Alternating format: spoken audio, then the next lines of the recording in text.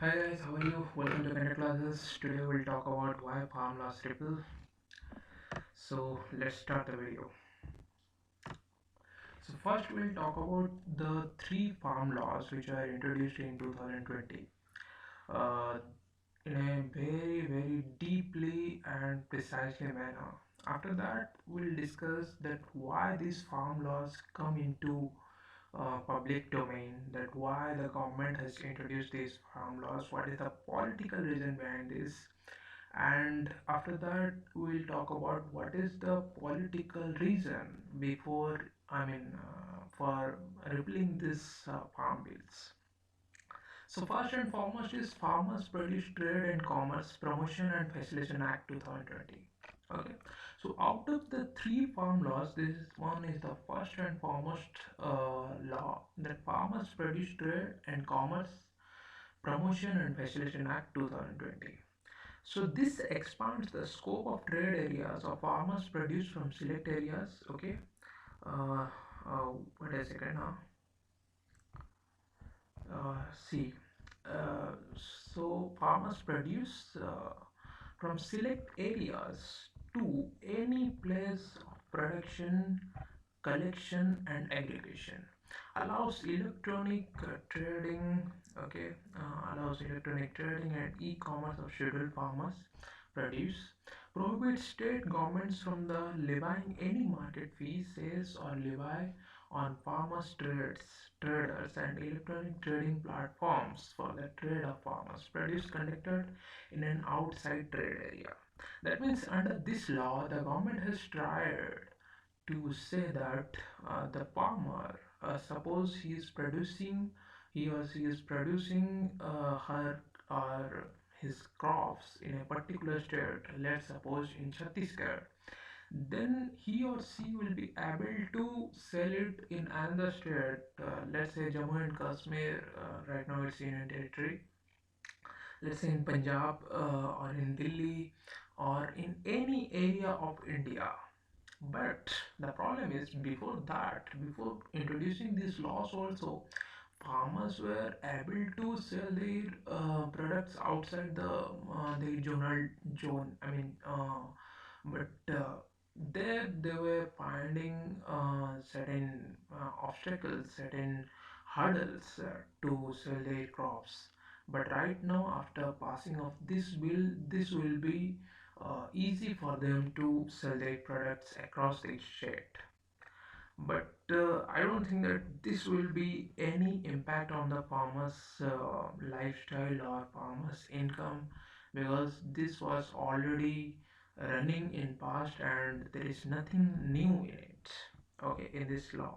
So this one is the outside trade area law. Okay. Now we'll talk about the second law. Okay. Farmers Empowerment and Protection Agreement on Price Assurance and Farm Services Act 2020. This provides a legal framework for farmers to enter into a pre-arranged contracts. Okay, this is what is called as contract farming. Okay, with buyers, including mention of pricing, defines a dispute resolution mechanism.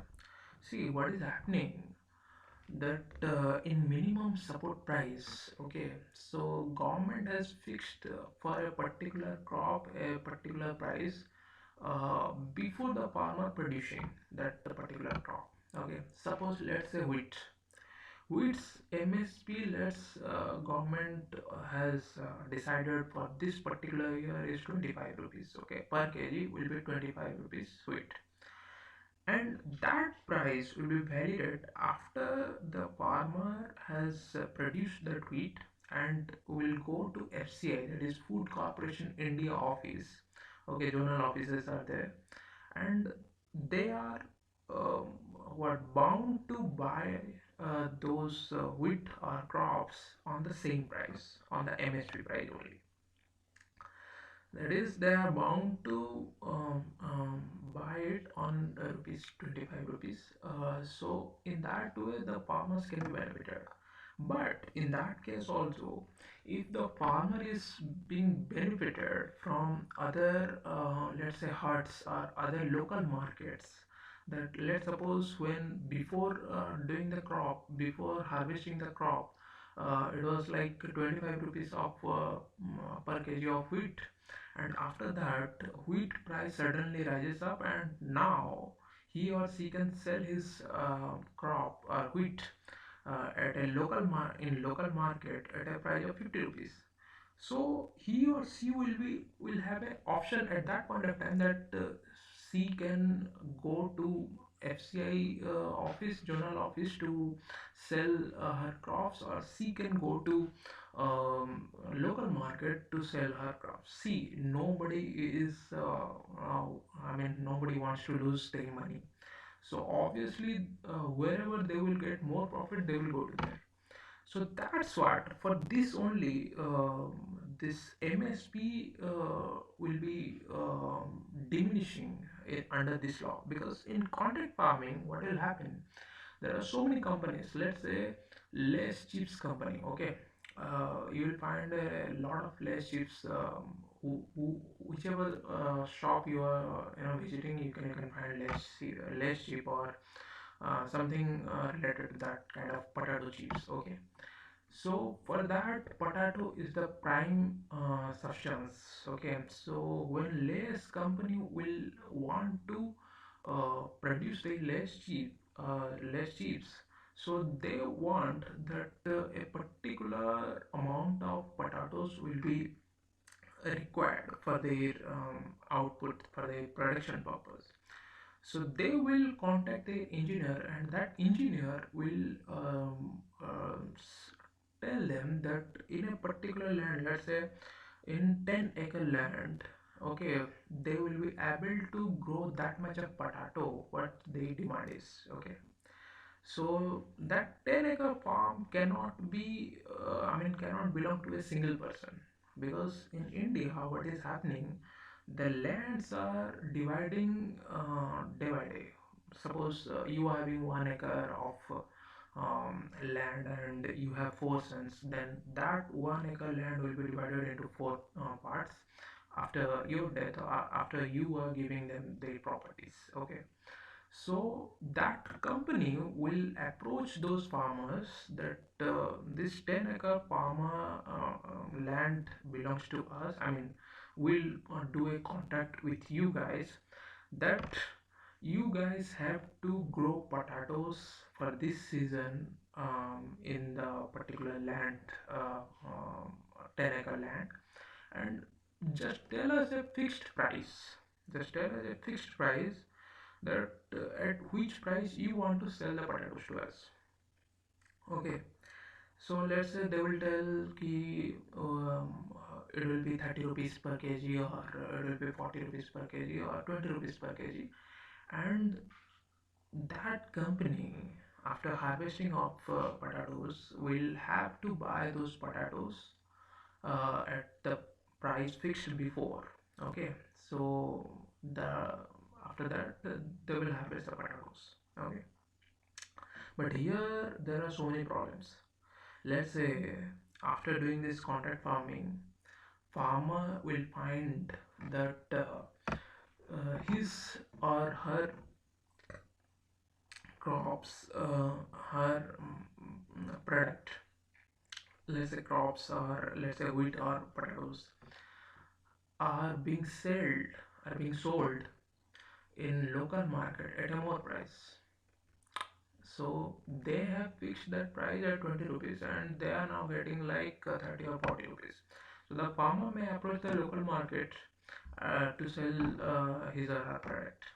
And in contradictory, the company may deny to buy that crop after harvesting, because there are so many reasons. The company may fall loss, the company may close down. So for that, I think the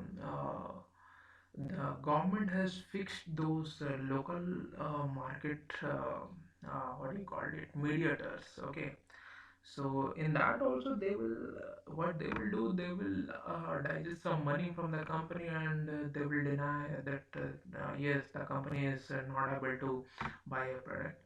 So in that case, what they can do, they can approach the village sarpanch, okay, village chief, for the dispute resolution purpose. Okay. So for contract farming, I don't think that there is any, dispute will be there. But for this also, there is some political view that we will discuss later on. Now let's go to this third point, third law.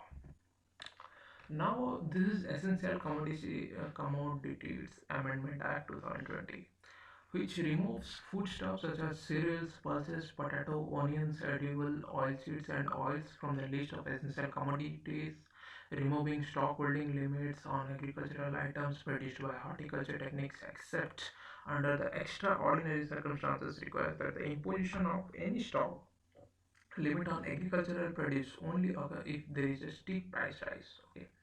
So under this law,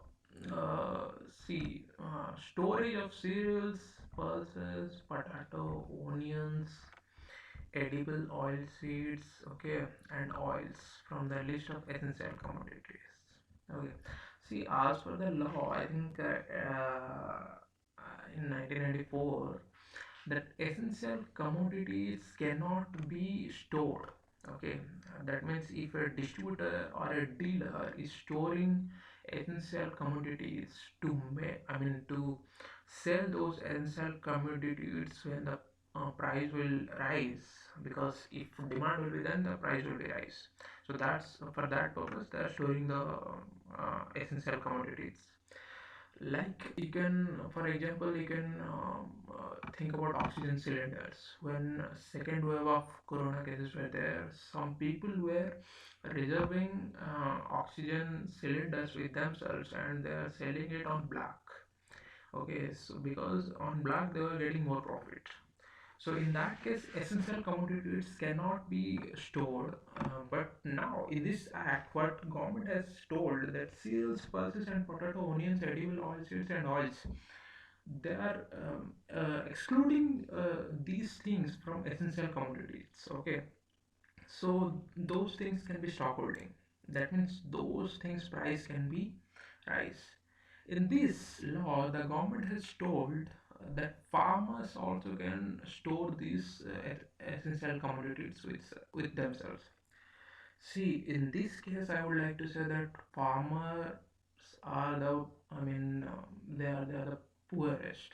In Indian farmers, they are not getting much profit, so they are not able to store the things. So who can store the things? Only the distributors or dealers or the mediators only can.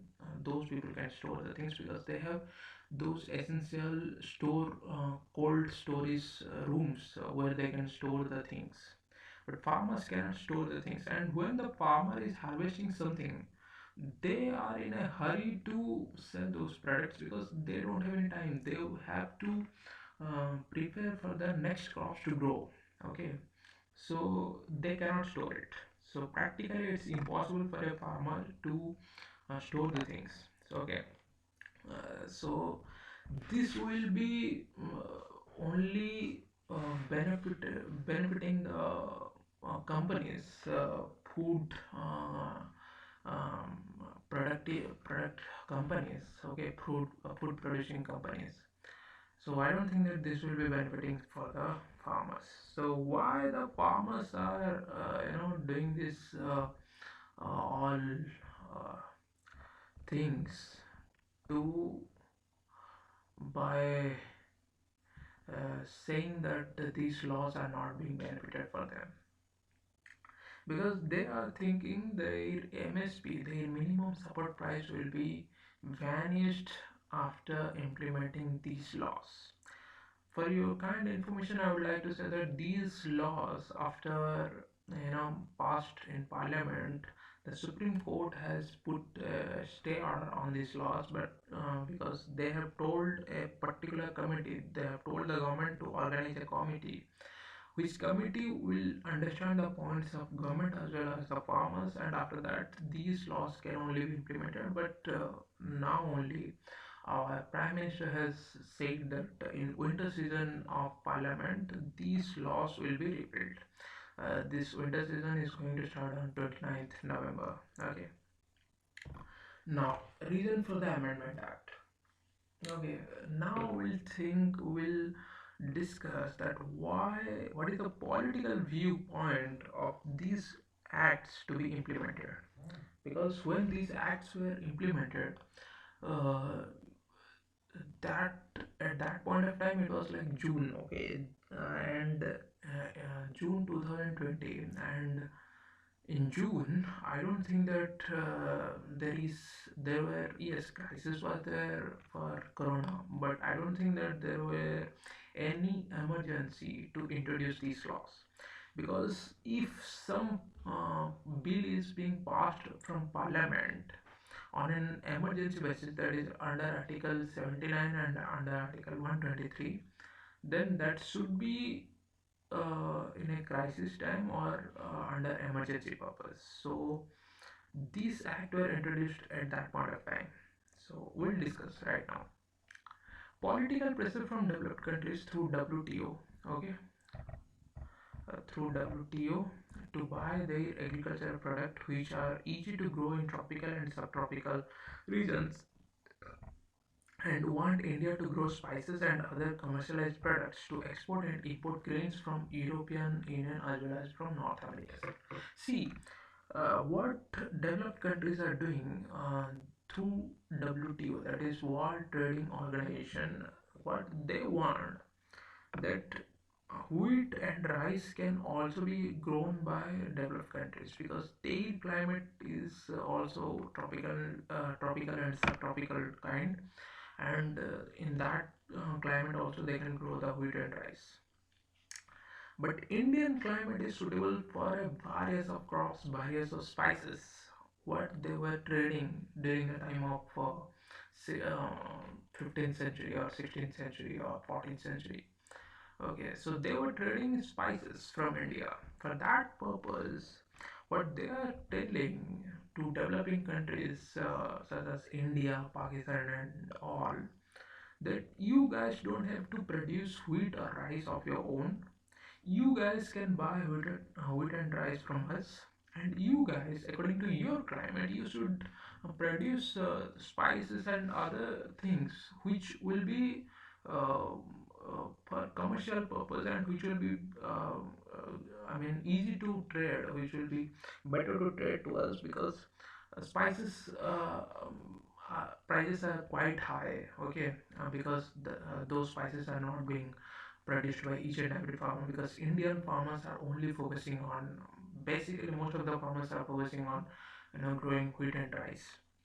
So for that purpose they are putting pressure on India and Pakistan and other neighboring countries.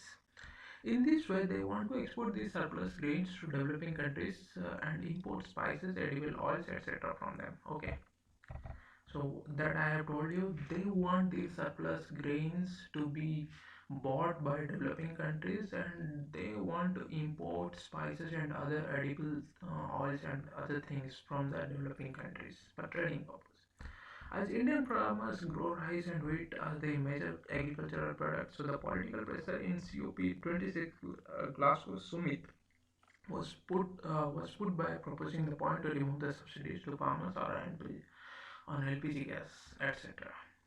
See, if you have gone to my video of COP26 outcomes, you will get to know that India has denied that proposing point of developed countries in UK Glasgow COP26 committee, that they want India to remove the subsidies to which subsidies are given to farmers, which subsidies are given to LPG gas users, and they want to manage this subsidy to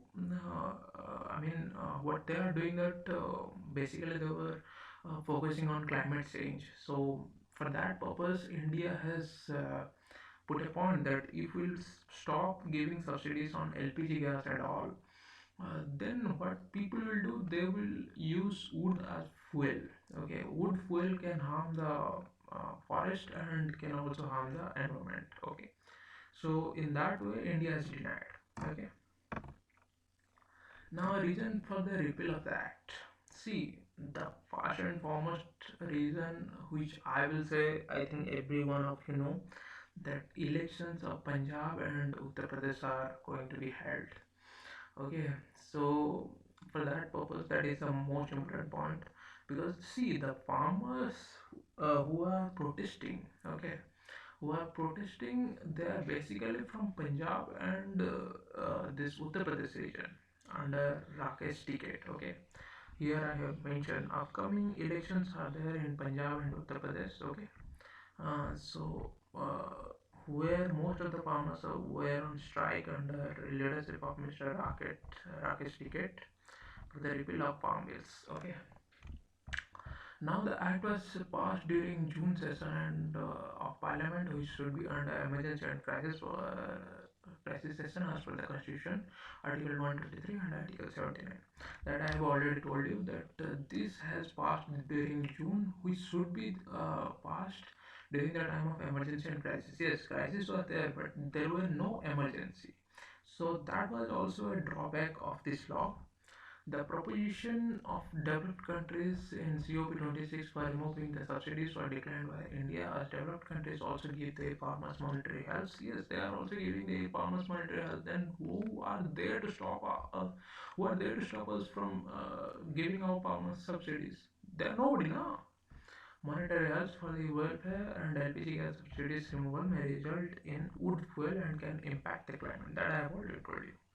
Okay, now the conclusion part. Minimum support price for farmers and corruption-free officers of FCI Food Corporation of India. See, minimum support price should be there.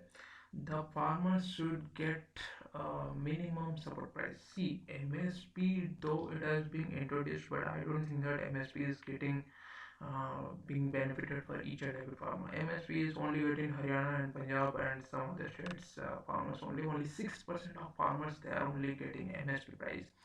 Others are, I think 94% of farmers are selling to local market or other vendors. Okay. So MSP, I don't think that that is being benefited for each and every farmer, but MSP is much more needed. Farmers should educate themselves, should know the rights, should know the MSP before producing any product. Okay, so that should be there. And corruption free officers, see what is happening there, that I have told you. FCI zonal offices are there, Food Corporation of India. Okay, so let's say one product has to be bought by government on MSP of rupees 20. Okay, so when the farmer is approaching that zonal FCI office, those corrupted officers, they are what they are doing, they are saying the farmer that they don't have space to put his or her product. So right now they don't have any space, so they can approach after some time. See, farmer is always in a hurry to sell their product. So what that farmer will do, that farmer will go to a local vendor or local market to sell his product, because see, vegetables and all those you have to sell it on an emergency basis, otherwise those things will be in a damaged or I mean those things won't be in a condition to eat for eating purpose. So they have to sell it as soon as possible. So they will approach the local vendor, and that local vendor will tell them that, see, though the government has fixed the price that MSP is 25 rupees or 20 rupees, we are not in a position to buy that on MSP price. So we will give you per kg 10 rupees. Okay. Instead of 25 rupees, the vendor is giving him or her only 10 rupees. So the farmer is getting loss of 15 rupees in that case. Okay, 15 rupees. Okay, So after that farmer has sold his product or her product, the zonal officer, the FCI officer will approach that local vendor and ask him that what is the price that vendor has given to farmer. He will say, let's say he won't be that loyal, so he will say instead of 10 rupees, he will say I have bought it on 15. Let's say so the FCI officer he will say I will give you 18 rupees, okay, per kg, and give it to me, okay. So when the government has fixed the MSP of 25 rupees, okay, he's been getting it on 18 rupees, so total 7 rupees profit is there. So per kg that officer is getting 7 rupees. In this way those corrupted officers will uh, digest the money of farmers, so that shouldn't be there. That should be taken care of by government. Farmers income since independence has increased only 21 times, okay. So if somebody was getting in 1947 that 1 rupees, one farmer was getting 1 rupees, then now he is getting 21 rupees.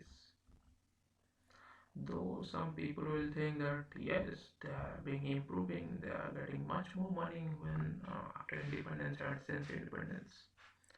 But see, my brother and sisters, government officers, okay, salary has been increased by 180 times.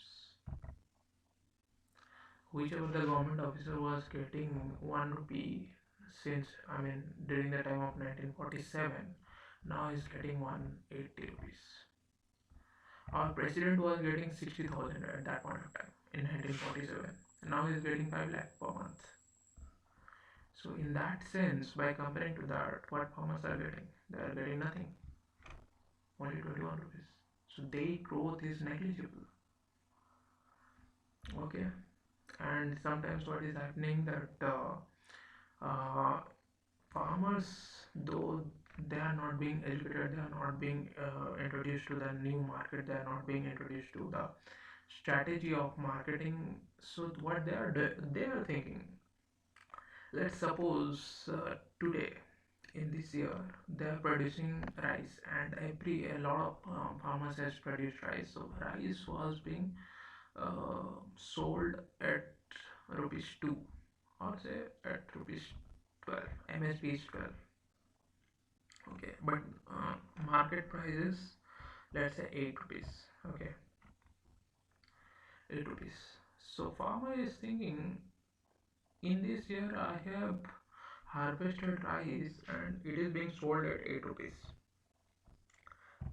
What I will do, I will do in next year I will try to grow, let's say, tomatoes, okay, in next season tomato.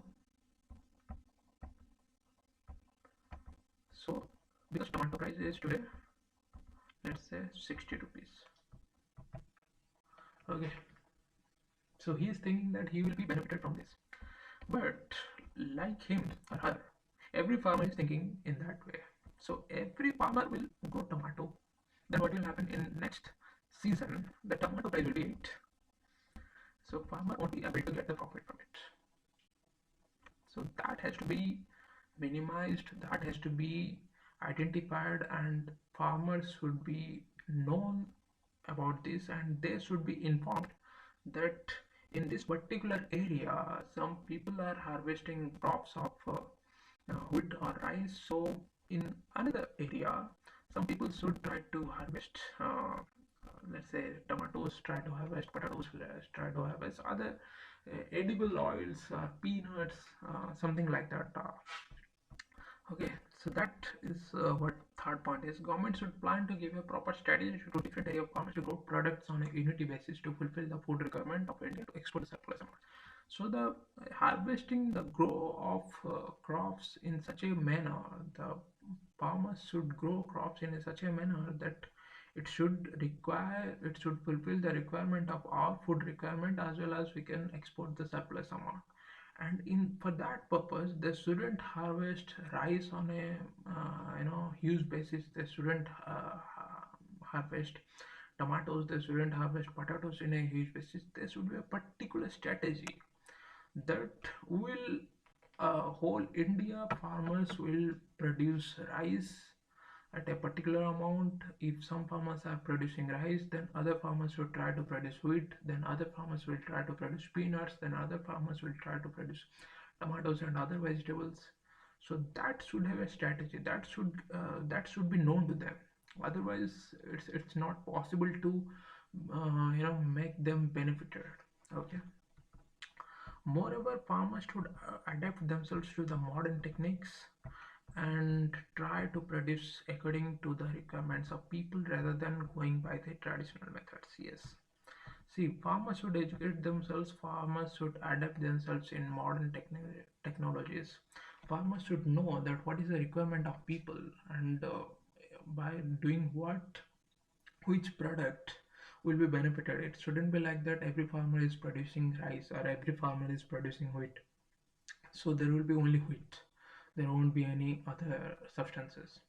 So they should know to themselves, they should know that yes, for Maharashtra in this year, Maharashtra farmers are producing rice, so Odisha farmers should produce wheat. Then Chhattisgarh farmers should produce maize. Then Madhya Pradesh farmers should produce peanuts. That should known to them. They should know the proper strategy to produce the proper product as per the requirement. Okay, now thanks to all. That's my time. Hopefully you like the video. If you like the video, if you want me to upload more and more videos, then please like, share and subscribe to my channel, and stay tuned. Thank you.